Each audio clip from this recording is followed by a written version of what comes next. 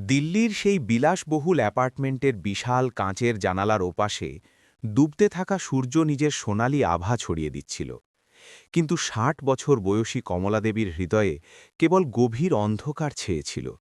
তার মন নিজের সেই ছোট্ট গ্রামের মাটির গন্ধ আর নদীর স্রোতের জন্য তৃষ্ণার্ত হয়েছিল, যেখানে তিনি তার পুরো জীবন কাটিয়েছিলেন।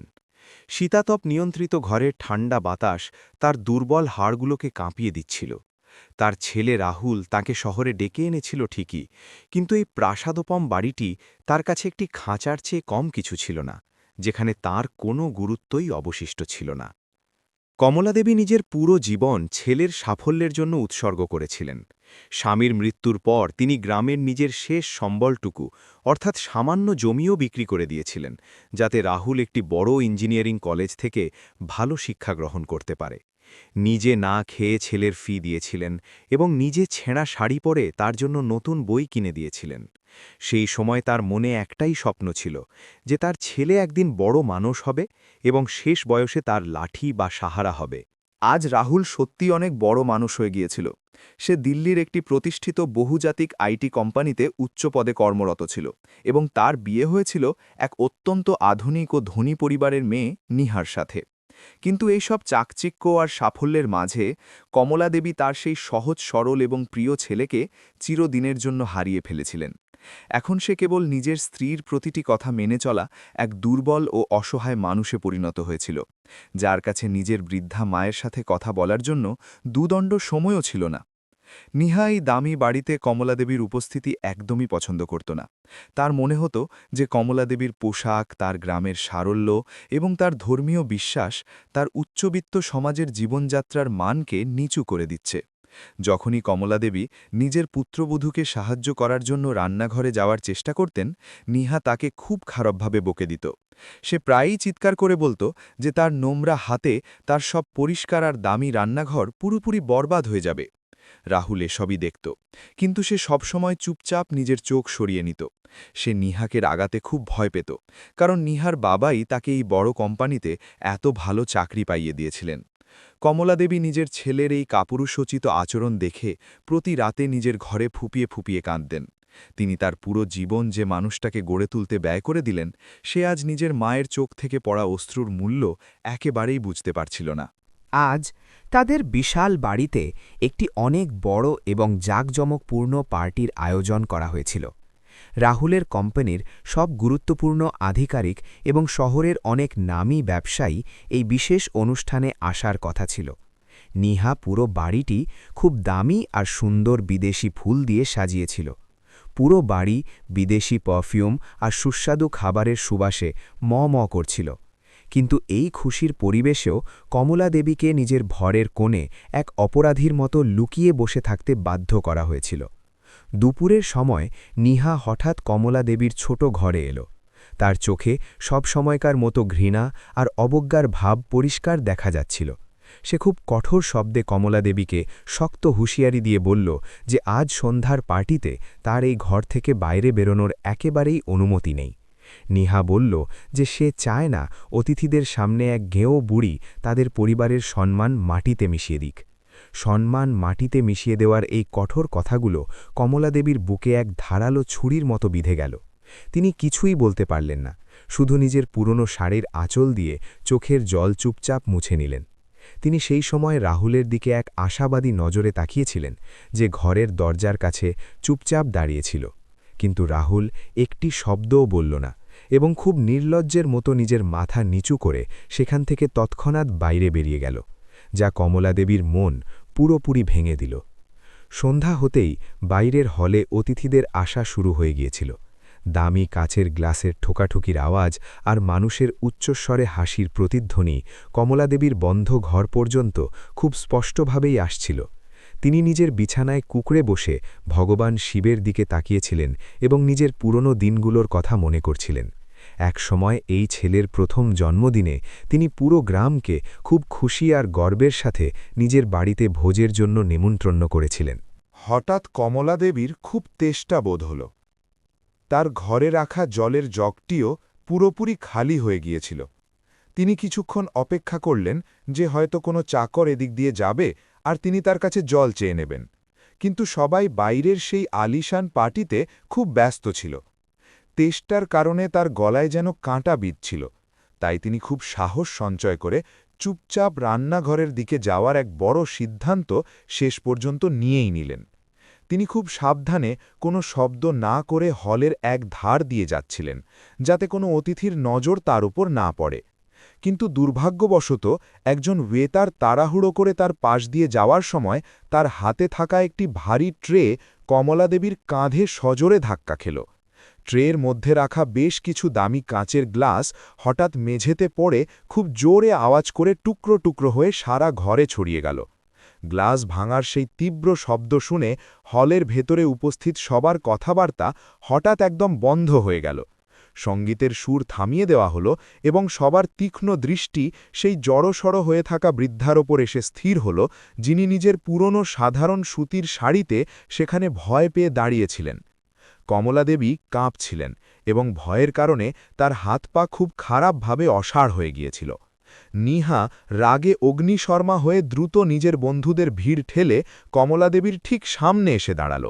সে নিজের রাগ সংবরণ করার কোনো নাটকই করল না এবং সব অতিথির সামনে জোরে জোরে চিৎকার করতে লাগল। সে কমলাদেবীকে এক অশিক্ষিত আর গেঁয়ো মহিলা বলে খুব খারাপভাবে অপমানিত করল। সে বলল যে এই বৃদ্ধা তার এই চমৎকার আর দামি পার্টির পুরো আনন্দ মাটি করে দিয়েছে এবং তার খুব বড় অসম্মান করেছে। রাহুলের বস অবাক হয়ে নিজের ভ্রু কুঁচকে ধীরে ধীরে রাহুলকে জিজ্ঞেস করলেন যে এই সাধারণ বৃদ্ধা আসলে কে।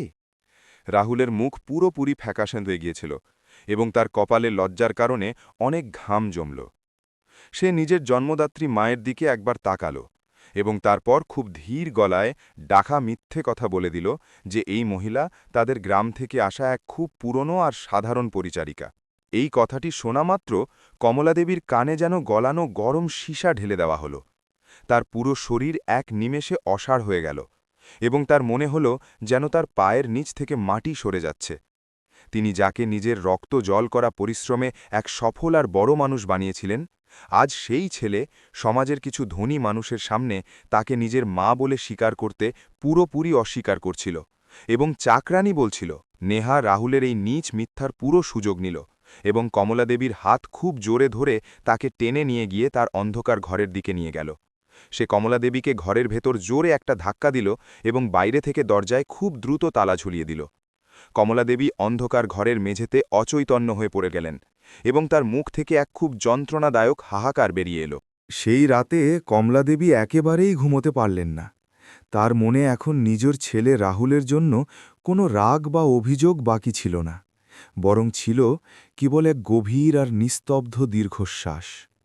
তিনি খুব ভালোভাবেই বুঝতে পেরেছিলেন যে এই বড় আর আলিশান বাড়িতে তার জন্য না তো কোনো সম্মান বেঁচে আছে আর না তো কারও মনে কোনো ভালোবাসা বা জায়গা অবশিষ্ট আছে। পার্টি শেষ হওয়ার পর যখন পুরো বাড়ি শান্ত হয়ে গিয়েছিল, তখন রাহুল চুপি চুপি কমলাদেবীর ঘরের বাইরে এসে দাঁড়াল। সে বন্ধ দরজার বাইরে থেকেই কাঁদতে কাঁদতে নিজের সেই নীচ আর জঘন্য আচরণের জন্য বারবার ক্ষমা চাইতে লাগল। সে বলছিল যে সেই বিশেষ পরিস্থিতিতে নিজের চাকরি আর সমাজে নিজের মিথ্যে প্রতিপত্তি বাঁচানোর জন্য তার কাছে এমন ঘৃণ্য মিথ্যে বলা ছাড়া আর কোনো পথ খোলা ছিল না। কমলাদেবী দরজার ভেতর থেকে রাহুলের এই ফাঁপা আর মেকি ক্ষমার কোনো উত্তরই দিলেন না। তার শুকনো ঠোঁটিলে এক খুব অদ্ভুত আর যন্ত্রণাময় হাসি ফুটে উঠেছিল, কারণ তিনি জানতেন যে আজ তার আত্মায় যে ক্ষত লেগেছে তা পৃথিবীর কোনো ওষুধ বা ক্ষমা দিয়ে কোনো দিনও ঠিক হতে পারে না। তিনি দেওয়ালের দিকে পাশ ফিরে শুলেন এবং এক দীর্ঘশ্বাস ফেলে নিজের দুর্ভাগ্যকে পুরোপুরি মেনে নিলেন। পরের দিনের সূর্য নিজের সাথে আরও এক নতুন বিপদ আর এক অনেক বড় তুফান নিয়ে এলো। নিহা নাস্তার টেবিলে রাহুলের সামনে এক খুব বড় আর পরিষ্কার শর্ত রেখে দিল যে সে এখন এই বাড়িতে এই অশিক্ষিত মহিলার সাথে আর একদিনও থাকতে পারবে না। সে নিজের স্বামীকে খুব স্পষ্টভাবে হুমকি দিল যে যদি সে এখনই নিজের মাকে এই বাড়ি থেকে চিরদিনের জন্য বের করে না দেয়, তবে সে তাকে তালাক দিয়ে দেবে। নিহারের ওই ভয়াবহ হুমকি রাহুলের পায়ের তলার মাটি সরিয়ে দিল। সে তার উজ্জ্বল কেরিয়ার আর আলিশান জীবনকে কোনো দামেই বাজি রাখতে চাইছিল না। স্ত্রীর তালাকের হুমকি আর তার ধনী বাবার প্রভাব রাহুলকে এক খুব স্বার্থপর আর কাপুরুষ মানুষে পরিণত করে দিয়েছিল। সে নিজের জন্মদাত্রী বৃদ্ধা মায়ের নিঃস্বার্থ প্রেম আর বলিদানকে এক পলকে নিজের মিথ্যে প্রতিপত্তি আর সম্পদের পাল্লায় মেপে পুরোপুরি বিসর্জন দিয়ে দিল। নিজের ঘরের শান্তি বজায় রাখার জন্য রাহুল এক খুব ভয়ঙ্কর আর ঘৃণ্য পরিকল্পনা করল। সে জানত যে তার মা স্বভাবে খুবই ধার্মিক আর ঈশ্বরভীরু মহিলা। সে ভাবল যে যদি সে তার মাকে কোনো পবিত্র তীর্থস্থান দর্শনের অছিলায় বাড়ি থেকে দূরে নিয়ে যায়, তবে সে তাকে খুব সহজেই সেখানে ছেড়ে দিয়ে ফিরে আসতে পারবে। এইভাবে সে নিজের স্ত্রীর রোজকার গঞ্জনা আর হুমকি থেকে চিরকালের জন্য মুক্তি পেয়ে যাবে। রাহুল খুব মিষ্টি আর কপট হাসি নিয়ে তার মায়ের সেই ছোট আর অন্ধকার ঘরে গেল। সে কমলাদেবীর পা ছুঁয়ে নিজের আগের খারাপ ব্যবহারের জন্য মিথ্যে অনুশোচনা দেখাল এবং বলল যে সে তাকে ভগবান শিবের পুণ্যভূমি হরিদ্বারের পবিত্র তীর্থযাত্রায় নিয়ে যেতে চায়। সে খুব চাতুর্যের সাথে বলল যে এই যাত্রায় তাদের ঘরে সুখ শান্তি আসবে এবং তাদের সব পাপ ধুয়ে যাবে। কমলাদেবী নিজের ছেলের এই হঠাৎ বদলে যাওয়া আচরণ দেখে একটু অবাক ঠিকই হলেন, কিন্তু তার নির্মল আর মমতাময় হৃদয় নিজের ছেলের এই ভয়াবহ ষড়যন্ত্রকে একেবারেই চিনতে পারল না। তার মনে হল হয়তো ভগবান তার প্রার্থনা শুনে নিয়েছেন এবং তার ছেলে রাহুল নিজের বড় ভুল বুঝতে পেরেছে। তিনি নিজের পুরনো অ্যাটাচি বের করলেন এবং তাতে ভগবানের একটি ছোট মূর্তি, নিজের শিবপুরাণ বই আর প্রয়োজনীয় কিছু পুরনো কাপড় গুছিয়ে নিলেন। তার মুখে দীর্ঘ সময় পর এক সত্যিকারের আর স্বস্তির হাসি ফিরে এসেছিল। যাত্রার দিন নেহা কমলাদেবীকে বিদায় জানানোর সময় কোনো সম্মান বা ভালোবাসা দেখাল না। সে নিজের বিলাসবহুল সোফায় বসে নিজের মোবাইল ফোনে পুরোপুরি ব্যস্ত ছিল এবং সে নিজের শাশুড়ির দিকে একবারও ঘুরে তাকাল না। কমলাদেবী ভারাক্রান্ত মনে নিজের ছেলের বাড়ির চৌখাট পার হলেন, যাকে তিনি নিজের রক্ত আর ঘাম দিয়ে গড়েছিলেন। রাহুল তার মায়ের পুরনো স্যুটকেসটি তুলল এবং খুব দ্রুত নিজের দামি গাড়ির দিকে এগিয়ে গেল। ট্রেনের সেই দীর্ঘ সফর কমলাদেবীর কাছে এক খুব সুখদায়ক আর শান্তিপূর্ণ অভিজ্ঞতা মনে হচ্ছিল।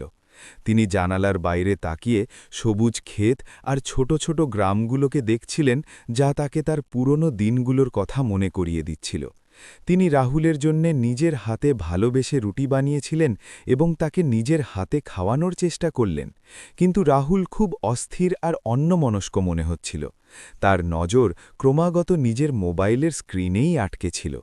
হরিদ্বার স্টেশনে নামতেই ভগবান শিবের নাম আর ঘণ্টার পবিত্র ধ্বনি কমলাদেবীর মনকে এক অদ্ভুত আধ্যাত্মিক শান্তিতে ভরিয়ে দিল। সেখানে সব দিকে ভক্তদের ভিড় ছিল এবং মন্দিরের শিখরে উড়তে থাকা পতাকাকে খুব সুন্দর দেখাচ্ছিল। রাহুল মায়ের হাত ধরে তাকে ভিড়ভাট্টা আর সরু পুরনো গলি দিয়ে নিয়ে গিয়ে একটি খুব প্রাচীন আর বিশাল মন্দিরের প্রধান দরজার দিকে দ্রুত নিয়ে যেতে লাগল। মন্দিরের প্রাঙ্গণে হাজার হাজার পুণ্যার্থীর ভিড় ভগবানের দর্শনের জন্য অধীর আগ্রহে উপচে পড়ছিল। ধূপকাঠির সুবাস আর ফুলের গন্ধে পুরো পরিবেশ খুব পবিত্র আর শুদ্ধ হয়ে গিয়েছিল। কমলাদেবীর চোখে ভগবানের দর্শনের লালসা ছিল এবং তিনি দুই হাত জোড় করে পূর্ণ শ্রদ্ধার সাথে ভগবানের আরতিতে মগ্ন হয়ে গেলেন। রাহুল তার মাকে সিঁড়ির পাশে এক নিরাপদ কোণে বসাল এবং তার পুরনো স্যুটকেসটি তার পাশের মেঝেতে রেখে দিল। রাহুল তার মাকে বলল যে সে তার জন্য প্রসাদ আর খাওয়ার জল নিয়ে এক্ষুনি একটু পরে ফিরে আসছে। সে কমলাদেবীকে নির্দেশ দিল যে তিনি যেন এই জায়গাতেই চুপচাপ বসে থাকেন এবং ভিড়ের মধ্যে কোথাও যেন না যান। কমলাদেবী নিজের ছেলের কথা মেনে নিয়ে সম্মতিতে মাথা নাড়লেন এবং নিজের চোখ বন্ধ করে ভগবানের ধ্যানে পুরোপুরি ডুবে গেলেন। তার নিজের সেই একমাত্র ছেলের উপর পূর্ণ ভরসা ছিল, যার জন্য তিনি নিজের সবকিছু কুরবানি করে দিয়েছিলেন। রাহুল নিজের বৃদ্ধা মাকে সেই অচেনা শহরের ভিড়ের মধ্যে একা ফেলে রেখে খুব দ্রুত উল্টো পায়ে স্টেশনের দিকে দৌড়াতে লাগল। তার বুকে হৃৎপিণ্ড খুব জোরে ধকধক করছিল এবং কপালে ভয়ের কারণে ঘাম এসে গিয়েছিল। তার মনে খুব ভয় ছিল যে পাছে কেউ তাকে নিজের মাকে এইভাবে বেসাহারা অবস্থায় ফেলে রেখে পালাতে দেখে না ফেলে। সে একবারও পেছনে ফিরে তার সেই লাচার আর বৃদ্ধা মায়ের দিকে তাকানোর সাহস করল না। মন্দিরে দর্শনার্থীদের ভিড় ক্রমাগত বাড়তে থাকল এবং সূর্যের তীব্র আলো এখন ধীরে ধীরে কমে আসতে লাগল। কমলাদেবীর সেখানে সিঁড়িতে বসে বেশ কয়েক ঘণ্টা কেটে গিয়েছিল, কিন্তু রাহুলের কোনো পাত্তাই ছিল না। তার বৃদ্ধ আর দুর্বল চোখ সেই বিশাল ভিড়ের মধ্যে ক্রমাগত নিজের ছেলের সেই চেনা মুখটিকে খুব অস্থিরতার সাথে খুঁজছিল। এখন তার মনে এক অজানা ভয় আর খুব উদ্বেগ ধীরে ধীরে তৈরি হতে লাগল। যেমন যেমন সন্ধ্যার অন্ধকার ঘন হতে লাগল, কমলাদেবীর উদ্বেগ আর অস্থিরতা চরমে পৌঁছাল। তিনি তার আশেপাশে দাঁড়িয়ে থাকা অচেনা লোকেদের কাছে নিজের ছেলে রাহুলের ব্যাপারে জিজ্ঞাসা করা শুরু করলেন, কিন্তু কেউ তার কথায় কোনো মনোযোগ দিল না। প্রত্যেকেই নিজের দুনিয়ায় আর ভগবানের ভক্তিতে পুরোপুরি মগ্ন ছিল। কমলাদেবীর গলা শুকিয়ে আসছিল এবং তার পায়ে এখন দাঁড়িয়ে থাকার মতো একেবারেই শক্তি অবশিষ্ট ছিল না। তখনই মন্দিরের এক বৃদ্ধ পূজারী কমলাদেবীকে কাঁদতে দেখে তার কাছে এলেন এবং খুব ভালোবাসার সাথে পুরো বিষয়টি জানতে চাইলেন। কমলাদেবী কাঁদতে কাঁদতে সব বললেন। কমলাদেবী নিজের ছেলের হুলিয়া বর্ণনা করলেন এবং বললেন যে সে প্রসাদ আনতে গিয়েছিল, কিন্তু এখনও ফিরে আসেনি। পূজারী একটি দীর্ঘশ্বাস ফেললেন এবং অত্যন্ত দুঃখের সাথে তাকে সত্যটা জানালেন যে শহরের মানুষ প্রায়ই তাদের বৃদ্ধ আর অসহায় বাবা মাকে এই পবিত্র নগরীতে বেসাহারা অবস্থায় ফেলে রেখে চিরতরে চলে যায়। পূজারীর এই তিতো আর ভয়ানক কথাগুলো কমলাদেবীর হৃদয়কে এক মুহূর্তেই চুরমার করে দিল। তার পুরো শরীর শুকনো পাতার মতো থরথর করে কাঁপতে লাগল এবং চোখের জল বাঁধভাঙা প্লাবনের মতো উপচে করল। যে ছেলেকে তিনি নিজের জীবনের চেয়েও বেশি ভালোবেসেছিলেন, আজ সেই ছেলেই তাকে একটি পুরনো আর ছেঁড়া সুটকেস সম্বল করে এই অজানা শহরের পথে অনাথের মতো মরার জন্য একা ফেলে দিয়ে গিয়েছিল। কমলাদেবী মন্দিরের সেই ঠান্ডা সিঁড়িতে লুটিয়ে পড়ে খুব উচ্চস্বরে কাঁদতে আর বিলাপ করতে লাগলেন। তার সেই যন্ত্রণার আর্তনাদ মন্দিরের ঘণ্টার আওয়াজ আর শঙ্খধ্বনি প্রবল শব্দের আড়ালে পুরোপুরি চাপা পড়ে গেল। তার মনে হচ্ছিল যেন কেউ তার বুক থেকে ধকধক করতে থাকা হৃদয়টাকে খুব নির্মমভাবে টেনে বের করে নিয়েছে। তার মনে বারবার একটাই প্রশ্ন জাগছিল যে তার সেই নিঃস্বার্থ আর খাঁটি ভালোবাসায় এমন কি বড় খামতি রয়ে গিয়েছিল। রাত অনেক গভীর আর হিমশীতল হয়ে গিয়েছিল, কিন্তু কমলাদেবীর জন্য এই রাতটি ছিল তার জীবনের সবচাইতে ভয়ানক আর কালো রাত। তিনি নিজের সেই পুরনো সুটকেসটি বুকে জড়িয়ে মন্দিরের এক অন্ধকার কোণে কুঁকড়ে বসেছিলেন। সেখান দিয়ে যাওয়া কিছু দয়ালু পুণ্যার্থী তার সামনে কিছু টাকা আর খাবার রেখে দিয়েছিল, যা দেখে কমলাদেবীর আত্মা লজ্জা আর অপমানে কুঁকড়ে গিয়েছিল। তিনি কোনো ভিখারি ছিলেন না, বরং এক আত্মমর্যাদাশীল মা ছিলেন। অন্যদিকে রাহুল দিল্লিগামী একটি শীতাতপ নিয়ন্ত্রিত ট্রেনের আরামদায়ক সিটে বসে নিজের বিলাসবহুল বাড়িতে ফিরছিল। সে নিজের মোবাইলের সিম কার্ডটি খুলে বাইরে ফেলে দিয়েছিল, যাতে তার মা কোনোভাবেই তার সাথে যোগাযোগ না করতে পারেন। যদিও তার মনের কোনো এক অন্ধকার কোণে অপরাধবোধের একটি ছোট স্ফুলিঙ্গ অবশ্যই জ্বলছিল, কিন্তু নিহারের রাগের ভয় আর নিজের কেরিয়ারের স্বার্থ সেই স্ফুলিঙ্গের চেয়ে অনেক বড় ছিল। পরদিন সকালে সে যখন বাড়ি পৌঁছল, নিহা খুব খুশির সাথে তাকে উষ্ণ অভ্যর্থনা জানাল। একজন বৃদ্ধা আর অসহায় মহিলা এই মুহূর্তে কি ভয়ানক যন্ত্রণা আর বিপদের মধ্য দিয়ে যাচ্ছেন সে ব্যাপারে তার কোনো ভ্রুক্ষেপই ছিল না। সে রাহুলকে জড়িয়ে ধরে বলল যে এখন এই বাড়িটি পুরোপুরি তাদের নিয়ন্ত্রণে এবং তাদের এই উচ্চবিত্ত জীবনে আর কোনো বাধা বা অশান্তি অবশিষ্ট নেই। হরিদ্বারের সেই পবিত্র ভূমিতে ভোরের প্রথম কিরণের সাথে কমলাদেবী নিজের চোখের জল মুছে নিলেন। তিনি ভগবান শিবের মূর্তির দিকে তাকালেন এবং এই কঠিন ভাগ্যকে নিজের পূর্বজন্মের কর্মফল হিসেবে মেনে নিয়ে পুরোপুরি গ্রহণ করলেন। তিনি স্থির করলেন যে তিনি আর কোনোদিনও সেই স্বার্থপর ছেলের কাছে ফিরে যাবেন না, যে তার পবিত্র মাতৃত্বের এমন চরম অপমাননা করেছে। এখন এই পবিত্র শহরই তার জীবনের শেষ এবং সত্যিকারের ঠিকানা হতে চলেছিল। কমলাদেবী নিজের সুটকেসটি তুললেন এবং মন্দিরের বাইরে ভিখারি আর বেসাহারা বিধবাদের সেই ভিড়ে গিয়ে চুপচাপ দাঁড়িয়ে পড়লেন। তার মুখে এখন কোনো অভিযোগ বা রাগ ছিল না, বরং এক অদ্ভুত নীরবতা আর গভীর শান্তি ছেয়েছিল। তিনি মনে মনে এই দৃঢ় প্রতিজ্ঞা করলেন যে তিনি নিজের এই অসীম দুঃখকে তার সবচাইতে বড় শক্তিতে পরিণত করবেন এবং বাকি জীবনটুকু এই পবিত্র ভূমিতে অন্যের কল্যাণে উৎসর্গ করবেন। হরিদ্বারের পবিত্র কিন্তু অপরিচিত সকাল কমলাদেবীর জীবনে এক সম্পূর্ণ নতুন অধ্যায় শুরু করে দিল। সারা রাত মন্দিরের ঠান্ডা সিঁড়িতে কাঁদার পর তার চোখের জল পুরোপুরি শুকিয়ে গিয়েছিল, তিনি ভগবান শিবের মন্দিরের প্রবেশদ্বারের দিকে ঘুরে 2 হাত জোড় করলেন এবং নিজের এই দুর্ভাগ্যকে পূর্বজন্মের কর্ম হিসেবে সহজভাবে স্বীকার করে নিলেন। তার মনে এখন স্বার্থপর ছেলে রাহুলের জন্য কোনো ঘৃণা বা প্রতিশোধ নেওয়ার ভাবনা ছিল না। তিনি নিজের পুরো জীবন এখন ঈশ্বরের ইচ্ছার উপর ছেড়ে দিয়েছিলেন। মন্দিরের সেই বৃদ্ধ আর দয়ালু পূজারী কমলাদেবীর অসহায় অবস্থা দেখে তাকে কাছেই অবস্থিত একটি প্রাচীন বিধবা আশ্রমের পথ দেখিয়ে দিলেন। কমলাদেবী যখন নিজের পুরনো স্যুটকেস নিয়ে সেই জীর্ণ আশ্রমের প্রধান ফটকে পৌঁছলেন, সেখানকার দৃশ্য দেখে তার মন খুব ভারাক্রান্ত হয়ে গেল। সেখানে শত শত এমন বৃদ্ধা আর অসহায় মহিলা ছিলেন যাদের নিজেদের রক্তের সম্পর্কই এই কঠোর পৃথিবীতে মরার জন্য একা ফেলে দিয়ে গিয়েছিল। তাদের সবার শূন্য চোখে কমলাদেবী নিজেরই গভীর হাহাকারের এক পরিষ্কার প্রতিচ্ছবি দেখতে পাচ্ছিলেন। আশ্রমের সেই অন্ধকার দেয়ালগুলোতে যেন কেবল নিস্তব্ধতা নয়, বরং পেরিয়ে আসা বছরগুলোর যন্ত্রণার কাহিনী পরিষ্কার লেখা ছিল। বেশিরভাগ বেসাহারা মহিলাই পেট চালানোর জন্য মন্দিরের বাইরে বসে ভিক্ষা করতেন, কিন্তু কমলাদেবীর স্বাভিমান তাকে এমনটা করার অনুমতি দিচ্ছিল না। তিনি একজন মর্যাদাবান ও পরিশ্রমী কৃষকের স্ত্রী ছিলেন এবং সারা জীবন কেবল নিজের ঘাম ঝরানো উপার্জনই খেয়েছিলেন। তিনি দৃঢ় সংকল্প করলেন যে এই পবিত্র নগরীতেও বেঁচে থাকার জন্য তিনি কারও কাছে কোনো দিন হাত পাতবেন না। কমলাদেবীর পুরনো দিনগুলোর কথা মনে পড়ল, যখন তিনি গ্রামে উৎসবের সময় সুস্বাদু আর ঐতিহ্যবাহী হালুয়া বানাতেন। তার হাতের তৈরি সুজির হালুয়া গ্রামে খুব বিখ্যাত ছিল। তিনি তার স্যুটকেসের একটি গোপন কোণে লুকিয়ে রাখা সারা জীবনের জমানো শেষ কিছু টাকা বের করলেন। সেই সামান্য টাকা দিয়ে তিনি বাজার থেকে কিছুটা সুজি, গাওয়া ঘি, চিনি আর কিছু প্রয়োজনীয় ছোট বাসন কিনলেন, যাতে তিনি স্বাভিমানের সাথে নিজের নতুন কাজ আর এক নতুন জীবন কারও সাহায্য ছাড়াই শুরু করতে পারেন। আশ্রমের ছোট আর ধোঁয়ায় ভরা রান্নাঘরে কমলাদেবী ভগবানের নাম নিয়ে কাজ শুরু করলেন।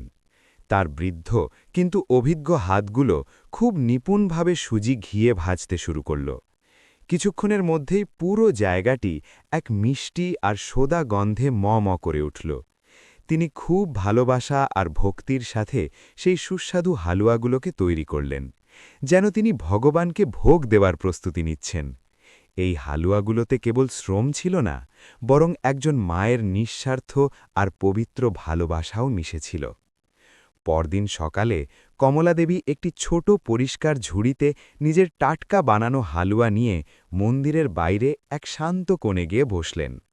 শুরুতে কয়েক ঘণ্টা কেউ সেই সাধারণ বৃদ্ধার দিকে বিশেষ কোনো নজর দিল না, কিন্তু যখন একটি ছোট শিশু জেদ করে কমলাদেবীর হাতের তৈরি একটি হালুয়া খেল, তখন সেই সুস্বাদু মিষ্টির প্রশংসা দ্রুত ছড়িয়ে পড়ল।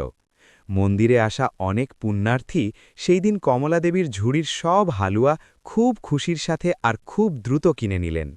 সেই দিন কমলাদেবী নিজের পরিশ্রমে যে সামান্য টাকা উপার্জন করেছিলেন, তা নিজের হাতের তালুতে রেখে তিনি খুব আবেগপ্রবণ হয়ে কেঁদে ফেললেন। এই টাকা তার ছেলের সেই মিথ্যে আর অপমানজনক সম্পদের চেয়ে অনেক বেশি পবিত্র আর মূল্যবান ছিল। তিনি অত্যন্ত খুশির সাথে বাজারে গেলেন এবং পরের দিনের জন্য বেশি পরিমাণে জিনিসপত্র কিনে আনলেন। ফেরার পথে রাস্তার ধারে বসে থাকা একটি ছোট আর অত্যন্ত অপুষ্টিতে ভোগা অনাথ শিশুর ওপর তার নজর পড়ল, যে খিদের জ্বালায় খুব কাঁদছিল। সেই ক্ষুধার্ত শিশুকে দেখে কমলাদেবীর কোমল আর মমতাময়ী হৃদয় পুরোপুরি গলে গেল। কমলাদেবী এক মুহূর্তও না ভেবে নিজের কাছে থাকা টাটকা হালুয়া সেই ক্ষুধার্ত অনাথ শিশুর ছোট হাতে তুলে দিলেন। সেই নিষ্পাপ শিশুটি যেভাবে করুণ দৃষ্টিতে কমলাদেবীর দিকে তাকাল এবং তারপর হাসি মুখে সেই মিষ্টি খেল, তা কমলাদেবীর আত্মাকে ভেতর থেকে নাড়িয়ে দিল। সেই মুহূর্তে তিনি এক গভীর আধ্যাত্মিক সত্য উপলব্ধি করলেন, যে তার মাতৃত্ব কেবল তার স্বার্থপর ছেলে রাহুলের মধ্যেই সীমাবদ্ধ নয়। পৃথিবীতে এমন হাজার হাজার বেসাহারা শিশু আছে যাদের বাস্তবে একজন মায়ের সত্যিকারের ভালোবাসা, খাবার আর সঠিক যত্নের খুব বেশি প্রয়োজন। পরদিন থেকে কমলাদেবীর রুটিন আর তার জীবনের একমাত্র উদ্দেশ্য পুরোপুরি বদলে গেল। তিনি খুব ভোরে উঠে হালুয়া বানাতেন, সারাদিন সেগুলো মন্দিরের বাইরে বিক্রি করতেন এবং সন্ধেই নিজের সব উপার্জন দিয়ে অনাথ শিশুদের জন্য ভালো খাবার আর প্রয়োজনীয় ওষুধপত্র কিনে আনতেন। যে মহিলা কিছুদিন আগে পর্যন্ত দিল্লির এক আলিশান বাড়িতে ঘোর নিরাশা আর গভীর বিষাদে ডুবে গিয়েছিলেন, আজ তিনি হরিদ্বারের গলিতে আশার এক মজবুত কিরণ হয়ে উঠেছিলেন। তার দুঃখ এখন এক অনেক বড় শক্তি আর করুণায় রূপান্তরিত হয়েছিল। কমলাদেবীর এই নিঃস্বার্থ সেবা আর অদ্ভুত সমর্পণ দেখে আশ্রমের অন্যান্য বেসাহারা বিধবা মহিলারাও খুব অনুপ্রাণিত হতে লাগলেন। যে মহিলারা জীবনের কাছে হার মেনে নিয়েছিলেন আর কেবল মৃত্যুর অপেক্ষা করছিলেন, তারা কমলাদেবীর এই মহৎ কাজে হাত মেলাতে শুরু করলেন। কোনো মহিলা হালুয়া বানাতে সাহায্য করতেন, তো কোনো মহিলা সেগুলো বাজারে বিক্রির কাজ পুরোপুরি সততার সাথে সামলাতেন। দেখতে দেখতে সেই ছোট রান্নাঘরটি একটি অনেক বড় আর পবিত্র সেবা কেন্দ্রে পরিণত হল, যেখানে প্রত্যেকে একে অপরের কদম মিলিয়ে একসাথে কাজ করত। নিজের এই ছোট কিন্তু অত্যন্ত গুরুত্বপূর্ণ সংস্থার নাম কমলাদেবী খুব ভালোবেসে রাখলেন মায়ের আশীর্বাদ। এই নামটি কেবল একটি সাধারণ শব্দ ছিল না, বরং এটি সেই অসীম আর শর্তহীন ভালোবাসার প্রতীক ছিল যা একজন মা তার সন্তানদের দিয়ে থাকেন। ধীরে ধীরে এই সংস্থার খবর পুরো হরিদ্বার শহর আর আশেপাশের এলাকায় আগুনের মতো ছড়িয়ে পড়ল। অনেক স্থানীয় দানশীল ব্যক্তি আর ভালো মানুষ কমলাদেবীর এই পবিত্র আর মহান প্রচেষ্টায় নিজের পক্ষ থেকে আর্থিক সাহায্য করার জন্য এগিয়ে আসতে লাগলেন, যার ফলে তার কাজের পরিধি আরও বেড়ে গেল। কমলাদেবী এখন কেবল সেই বেসাহারা আর অসুস্থ শিশুদের খাবারই খাওয়াতেন না, বরং তিনি তাদের সবার জন্য বুনিয়াদী শিক্ষা আর ভালো চিকিৎসারও যথাযথ ব্যবস্থা করা শুরু করেছিলেন। যে শিশুরা আগে আবর্জনার স্তূপে খাবার খুঁজত, এখন তারা পরিষ্কার জামাকাপড় পরে কমলাদেবীর কাছে বসে ভগবানের ভজন গাইত আর অক্ষর জ্ঞান শিখত। যখন সেই ছোট নিষ্পাপ শিশুরা কমলাদেবীকে খুব ভালোবেসে আম্মা বলে ডাকত, তখন কমলাদেবীর এমন অনুভব হতো যেন ভগবান তাকে তার সব দুঃখের সবচাইতে সুন্দর আর অমূল্য পুরস্কার দিয়ে দিয়েছেন। একদিন প্রবল বৃষ্টির মধ্যে এক বৃদ্ধা তার খুব অসুস্থ সন্তানকে নিয়ে আশ্রমের বাইরে কাঁদতে কাঁদতে এলেন। সেই ছোট শিশুটির প্রচণ্ড জ্বর ছিল এবং তার চিকিৎসার জন্য টাকা ছিল না। কমলাদেবী তৎক্ষণাৎ নিজের সংস্থার জমানো টাকা থেকে সেই শিশুটিকে শহরের সবচাইতে ভালো হাসপাতালে ভর্তি করালেন এবং বেশ কয়েকদিন রাত জেগে তার সেবা করলেন। যখন সেই শিশুটি পুরোপুরি সুস্থ হয়ে নিজের বাড়িতে ফিরে গেল, তখন পুরো এলাকায় কমলাদেবীর খ্যাতি একজন সাক্ষাৎ দেবীরূপে মজবুতভাবে প্রতিষ্ঠিত হল। সময় খুব দ্রুত বয়ে যাচ্ছিল এবং কমলাদেবীর সেই ছোট সংস্থাটি এখন একটি অনেক বড় অনাথ আশ্রমের রূপ নিয়েছিল। দিল্লির সেই পুরনো জীবন, আলিশান অ্যাপার্টমেন্ট, ক্রূর পুত্রবধূ আর সেই স্বার্থপর ছেলে এখন তার কাছে কোনো পুরনো দুঃস্বপ্ন আর আবঝা স্মৃতির মতো হয়ে গিয়েছিল। কমলাদেবী নিজের মনের ভেতরে চলতে থাকা সেই ভয়ানক যুদ্ধে পুরোপুরি জয়লাভ করেছিলেন, যা তার আপনজনেরাই তার বিরুদ্ধে শুরু করেছিল। তার নির্মল হৃদয়ে এখন যে কোনো প্রকার জাগতিক মোহ, লালসা আর মায়া থেকে চিরতরে পুরোপুরি মুক্ত হয়ে গিয়েছিল। মায়ের আশীর্বাদ সংস্থায় সব ধর্ম আর জাতির শিশু এবং বেসাহারা বৃদ্ধদের সব সময় খোলা মনে স্বাগত জানানো হতো। কমলাদেবী কারো সাথে কোনো বৈষম্য করতেন না, কারণ তিনি বিশ্বাস করতেন যে খিদে আর যন্ত্রণার কোনো জাতি হয় না। তিনি সবাইকে রামায়ণের শিক্ষামূলক কাহিনী শোনাতেন এবং তাদের জীবনে সব সময় সত্য আর সততার পথে চলার গুরুত্বপূর্ণ শিক্ষা দিতেন। তার পুরো জীবন কর্মযোগের এক জীবন্ত আর সবচাইতে মহান উদাহরণ হয়ে উঠেছিল, যা দেখে সেখানে আসা প্রতিটি মানুষ খুব অবাক হতো। বড় বড় সংবাদপত্রের সাংবাদিক আর টিভি চ্যানেলের লোকেরা এখন কমলাদেবীর এই আদর্শ কাজের সাক্ষাৎকার নেওয়ার জন্য আশ্রমে আসতে শুরু করেছিলেন। কিন্তু কমলাদেবী সবসময় ক্যামেরা আর মিডিয়ার চাকচিক্য থেকে দূরে থাকতেন। তিনি খুব বিনম্রতার সাথে বলতেন যে তিনি কোনো মহান কাজ করছেন না, বরং এসব কেবল ভগবানের কৃপা। তিনি কেবল একজন সাধারণ মা, যিনি নিজের বেসাহারা সন্তানদের পেট ভরানোর একটি ছোট চেষ্টা করছেন। তার এই নিঃস্বার্থ সরলতা আর সাদামাটা জীবন প্রত্যেককে তার সামনে মাথা নোয়াতে বাধ্য করত। প্রতিদিন সন্ধ্যায় যখন আশ্রমের আঙিনায় সব শিশু আর বৃদ্ধরা একসাথে মিলে ভগবানের আরতি গাইত, তখন কমলাদেবীর চোখ খুশির জলে ভিজে যেত। তিনি যেন কাদা থেকে এক সুন্দর আর পবিত্র পদ্মফুল ফুটিয়েছিলেন। যে ছেলে তাকে এক বোঝা মনে করে সমাজের সামনে অপমানিত করেছিল, সেই মা আজ পুরো সমাজকেই নিজের আপন করে নিয়েছিলেন। তার মুখে এমন এক তেজ আর সন্তুষ্টি চলে এসেছিল যা দুনিয়ার কোনো বড় সম্পদ দিয়ে কোনো দিন কেনা সম্ভব নয়। কমলাদেবী তার জীবনের সবচাইতে ভয়ানক রাতটিকে তার সবচাইতে বড় সাফল্যে পরিণত করেছিলেন। তিনি প্রমাণ করে দিয়েছিলেন যে একজন ভারতীয় মায়ের হৃদয় কতটা বিশাল আর মজবুত হয়, যা বড় বড় ধোঁকা আর তিরস্কার সহ্য করার পরও কেবল করুণাই বিলিয়ে যেতে পারে। তার আশ্রম এখন পুরো উত্তর ভারতে অনাথ আর বেসাহারাদের জন্য এক খুব নিরাপদ আশ্রয়স্থল হয়ে উঠেছিল, যেখানে প্রতিটি কান্নারত মুখের চোখের জল মোছানোর জন্য একটি খুব মায়াবী আর শক্ত হাত সব সময় সাহায্যের জন্য উপস্থিত থাকত। 5 বছরের দীর্ঘ সময় দেখতে দেখতে খুব শান্তি আর স্বস্তির সাথে হরিদ্বারের এই পবিত্র অলিগলিতে কেটে গিয়েছিল। কমলাদেবীর বয়স এখন 65 বছর। কমলাদেবী এখন 65 বছর বয়সী এক দুর্বল শরীরের বৃদ্ধা হয়ে গিয়েছিলেন। তার এই নতুন আর নিঃস্বার্থ জীবনে এখন রাহুলের কোনো পুরনো স্মৃতির জন্য একটি ফোঁটা চোখের জলও বাকি ছিল না। কিন্তু অন্যদিকে নিয়তির সেই কঠোর চাকা যা কর্মের হিসাব রাখে, তা দিল্লির সেই গগনচুম্বী অট্টালিকায় থাকা রাহুলের অহংকার এখন পুরোপুরি চুরমার হয়ে গিয়েছিল। গত 5 বছরে সে নিজের কোম্পানিতে কিছু অত্যন্ত বেআইনি কাজ করেছিল, যার ফলে তার ওপর বিশাল জরিমানা চাপানো হয়েছিল। তার চাকরি চলে গিয়েছিল এবং শহরের সব নামি দামি মানুষ তার থেকে মুখ ফিরিয়ে নিয়েছিল। কিন্তু রাহুলের জীবনের সব চাইতে বড় আর ভয়ানক বিষ তখনও বাকি ছিল, যা সহ্য করা তার জন্য খুব কঠিন হয়ে পড়ছিল। যখন তার ধন সম্পদ আর খ্যাতি পুরোপুরি শেষ হয়ে গেল, তখন তার আধুনিক আর স্বার্থপর স্ত্রী নেহা নিজের আসল আর ভয়ানক রূপ দেখাতে শুরু করল। নেহা রাহুলের ব্যাঙ্ক অ্যাকাউন্ট থেকে বেঁচে থাকা সব টাকা চুপচাপ সরিয়ে নিল এবং তাকে এক বিশাল ঋণের বোঝার নিচে ফেলে দিয়ে চিরদিনের জন্য নিজের ধনী বাবার বাড়ি চলে গেল। নেহা নিজের সাথে তার 5 বছরের ছোট আর অসুস্থ ছেলে আদিত্যকেও নিয়ে যাওয়ার জন্য একেবারেই রাজি ছিল না। সে সেই নিষ্পাপ শিশুটিকে রাহুলের কাছে এক ভারী বোঝার মতো নির্দয়ভাবে ফেলে রেখে তালাকের নোটিশ পাঠিয়ে দিল। যে রাহুল নিজের স্ত্রীর খুশি আর আভিজাত্যের জন্য নিজের জন্মদাত্রী বৃদ্ধা মাকে ঘর থেকে বের করে দিয়েছিল, আজ সেই রাহুল নিজের স্ত্রীর দ্বারায় খুব নির্মমভাবে রাস্তায় নিক্ষিপ্ত হয়েছিল। রাহুলের মাথায় দুঃখের এক অনেক বড় পাহাড় সেই দিন ভেঙে পড়ল যখন ছোট আদিত্য হঠাৎ তীব্র ঝড়ে ছটফট করতে লাগল।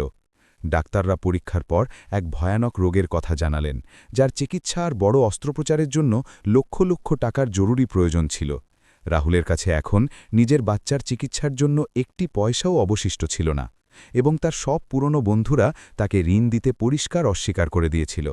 সেই রাতে রাহুল নিজের ছোট ভাড়া করা দুর্গন্ধযুক্ত ঘরে নিজের অসুস্থ আর অচৈতন্য ছেলেকে বুকে জড়িয়ে ফুঁপিয়ে ফুঁপিয়ে খুব জোরে কেঁদেছিল। তার হঠাৎ নিজের সেই বৃদ্ধা আর অসহায় মায়ের কথা খুব মনে পড়ল, যাকে সে ঠিক এইভাবেই এক অজানা শহরে মরার জন্য পুরোপুরি একা ছেড়ে দিয়ে এসেছিল। আজ নিয়তি তাকে ঠিক সেই মোড়ে এনে দাঁড় করিয়ে দিয়েছিল যেখানে সে নিজের ছেলের জীবনের ভিক্ষা চেয়ে পুরোপুরি অসহায় বোধ করছিল। কর্মের এই কঠোর আর নির্দয় আঘাত রাহুলের আত্মাকে ভেতর থেকে খুব খারাপভাবে বিদীর্ণ করছিল। সে এখন এটা খুব ভালোভাবেই বুঝতে পারছিল যে যখন একজন মায়ের মন ভেঙে যায়, তখন তার দীর্ঘশ্বাস সরাসরি ভগবানের কাছে পৌঁছায়। সে নিজের মায়ের সাথে যে মহাপাপ করেছিল, আজ তারই খফনাক সাজা তার এই নিষ্পাপ বাচ্চাকে নিজের জীবনের বাজি রেখে চুকোতে হচ্ছিল। নিজের বাচ্চার তিল তিল করে মৃত্যু দেখা যে কোনো বাবার জন্য পৃথিবীর সবচাইতে ভয়ানক আর অসহ্য যন্ত্রণা। যখন দিল্লির সব বড় হাসপাতাল টাকা ছাড়া আদিত্যর চিকিৎসা করতে পরিষ্কার মানা করে দিল, তখন এক দয়ালু নার্স রাহুলকে এক অত্যন্ত গুরুত্বপূর্ণ পরামর্শ দিল। সে রাহুলকে জানাল যে উত্তরাখণ্ডের পবিত্র শহর হরিদ্বারে একটি অত্যন্ত মহান সংস্থা আছে যা গরিব আর গুরুতর অসুস্থ শিশুদের বিনামূল্যে চিকিৎসা করায়। সেই নার্স জানাল যে সেই সংস্থার নাম মায়ের আশীর্বাদ এবং এটি একজন খুব পবিত্র আর বৃদ্ধা মহিলা চালান, যাকে মানুষ সাক্ষাৎ দেবীর রূপ মনে করে। এ কথা শুনে রাহুলের নিভে যাওয়া হৃদয়ে হঠাৎ এক আশার কিরণ জেগে উঠল। সে নিজের বেঁচে থাকা সামান্য কিছু জিনিসপত্র জলের দরে বিক্রি করে মাত্র কয়েকশো টাকা জোগাড় করল, যাতে সে কোনোভাবে নিজের মুমূর্ষু বাচ্চাকে নিয়ে সেই পবিত্র শহর হরিদ্বারে সুরক্ষিতভাবে পৌঁছতে পারে। ট্রেনের সেই দীর্ঘ আর ক্লান্তিকর সফর রাহুলের কাছে কোনো ভয়ানক আর ডরানো দুঃস্বপ্নের চেয়ে কম কিছু ছিল না।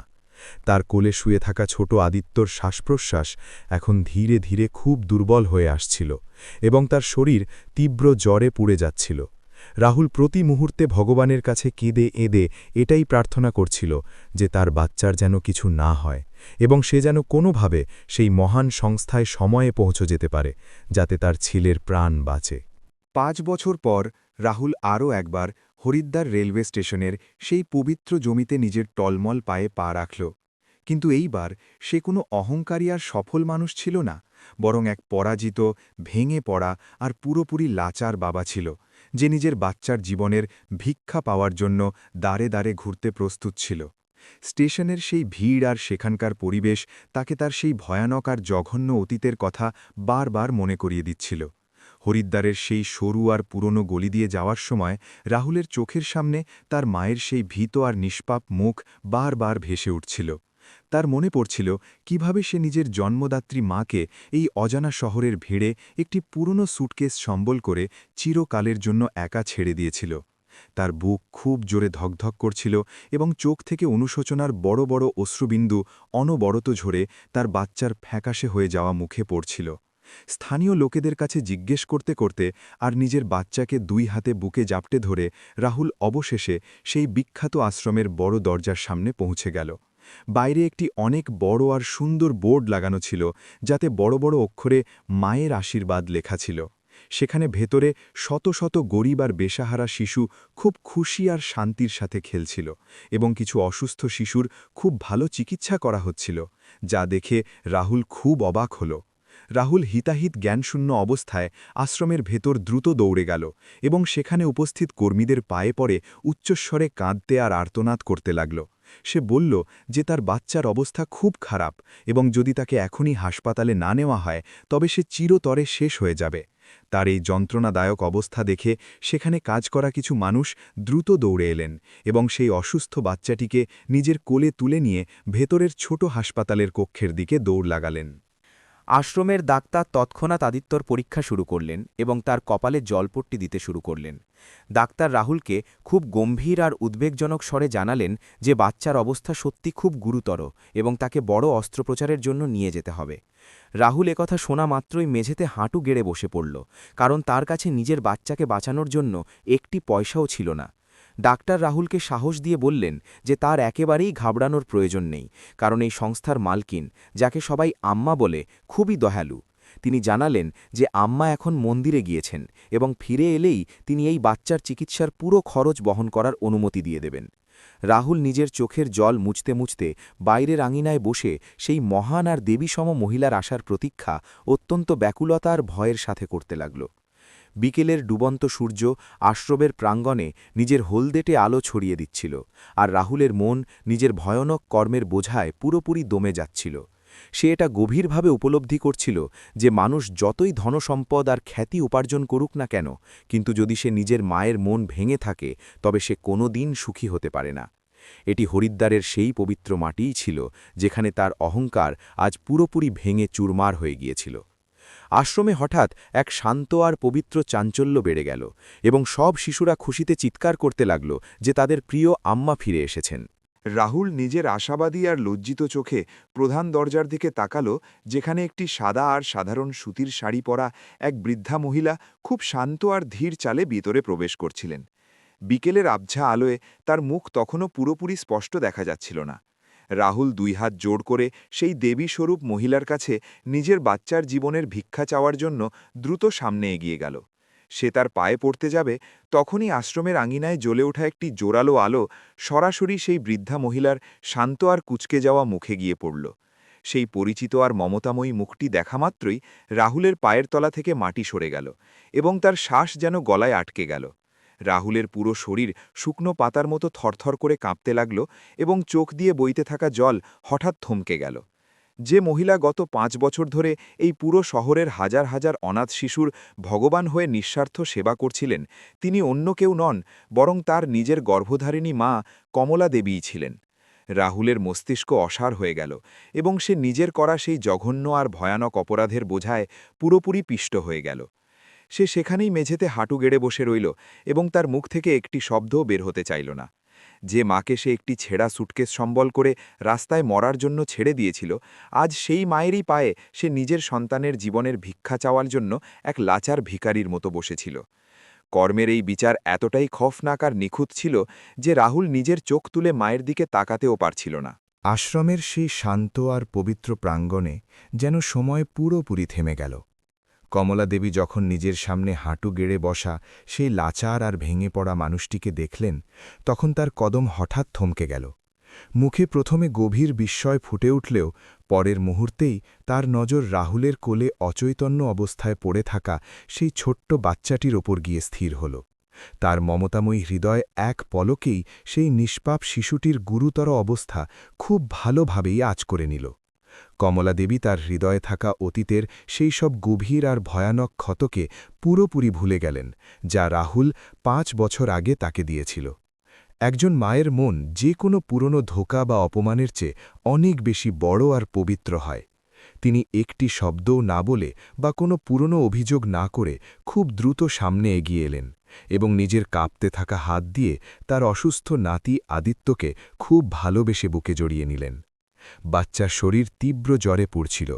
তিনি তৎক্ষণাৎ তার আশ্রমের কর্মীদের শহরের সবচাইতে বড় আর ভালো হাসপাতাল থেকে অ্যাম্বুলেন্স ডাকার শক্ত নির্দেশ দিলেন। রাহুল লজ্জা আর গভীর অপরাধবোধের কারণে নিজের নজর মেঝে থেকে একেবারেই তুলতে পারছিল না, কিন্তু কমলাদেবী তার দিকে মনোযোগ দেওয়ার বদলে নিজের পুরো ধ্যান কেবল সেই ছোট্ট প্রাণটিকে বাঁচানোর ওপর নিবদ্ধ করলেন।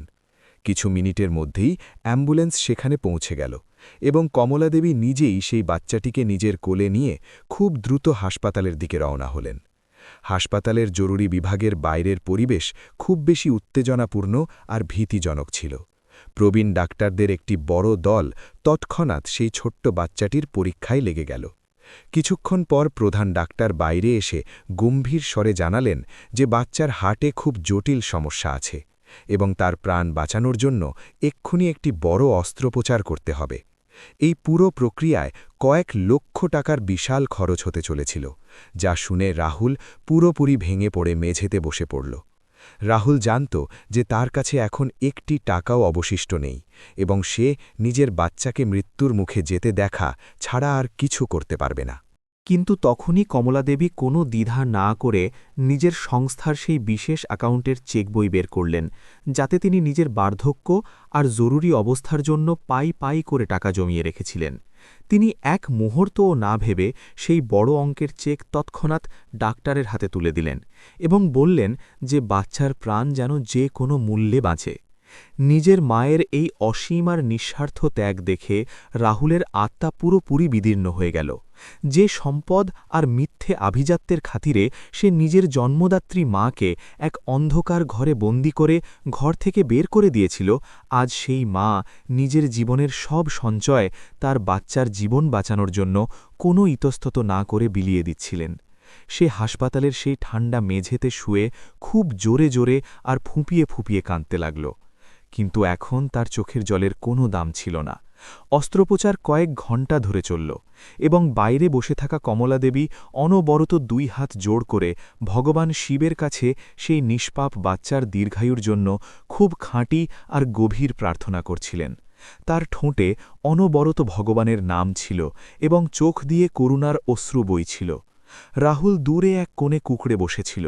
তার ভেতর এতটাই সাহস বাকি ছিল না যে সে তার মায়ের কাছে গিয়ে নিজের সেই ভয়ঙ্কর আর জঘন্য পাপের জন্য ক্ষমা চায়।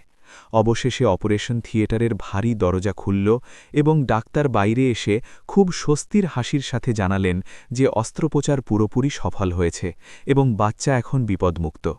এই শুভ সংবাদ শোনা মাত্রই কমলাদেবী স্বস্তির এক দীর্ঘশ্বাস ফেললেন এবং ভগবানের কাছে কৃতজ্ঞতা জানালেন। রাহুল দৌড়ে তার মায়ের পায়ে লুটিয়ে পড়ল এবং তার পা নিজের চোখের জলে পুরোপুরি ভিজিয়ে দিয়ে এক ছোট বাচ্চার মতো খুব জোরে জোরে কাঁদতে লাগল। রাহুল বারবার তার মাকে বলছিল যে সে এক অত্যন্ত নীচ, স্বার্থপর আর পাপী মানুষ, যে নিজের স্বর্গসম মাকে নরকের আগুনে ঠেলে দিয়েছিল। সে কাঁদতে কাঁদতে নিজের অহংকার আর নিহার প্ররোচনায় দেওয়া ধোঁকা বা অপমানের পুরো কাহিনী তার মাকে বিস্তারিত বলে শোনাল সে কাতরে বলছিল যে সে নিজের কৃতকর্মের সবচাইতে ভয়ঙ্কর আর খফনাক সাজা পেয়ে গিয়েছে এবং এখন সে তাকে ছাড়া এক মুহূর্তও আর এই পৃথিবীতে থাকতে চায় না। কমলা দেবী খুব ভালোবাসা আর করুণার সাথে নিজের সেই অনুতপ্ত ছেলেকে মেঝে থেকে তুললেন এবং তাকে নিজের বুকে জড়িয়ে নিলেন। তিনি রাহুলের মাথায় হাত বুলিয়ে খুব শান্ত স্বরে বললেন যে একজন মা কখনো নিজের সন্তানদের থেকে কোনো প্রতিশোধ নেন না, আর না তাদের কখনো কোনো অভিশাপ দেন। তিনি বললেন যে যা কিছু হয়েছে তা সবই বিধিলিপি ছিল এবং পূর্বজন্মের কর্মের এক অত্যন্ত অটল আর কঠোর খেলা ছিল, যাকে বদলানো সম্ভব ছিল না। কমলাদেবী নিজের ছেলেকে বোঝালেন যে ধনসম্পদ, খ্যাতি আর মিথ্যে প্রতিপত্তি সব কিছু একদিনেই মাটিতেই মিশে যায়। কেবল মানুষের ভালো কর্ম আর তার সত্যিকারের ভালোবাসাই সবসময় তার সাথে থাকে।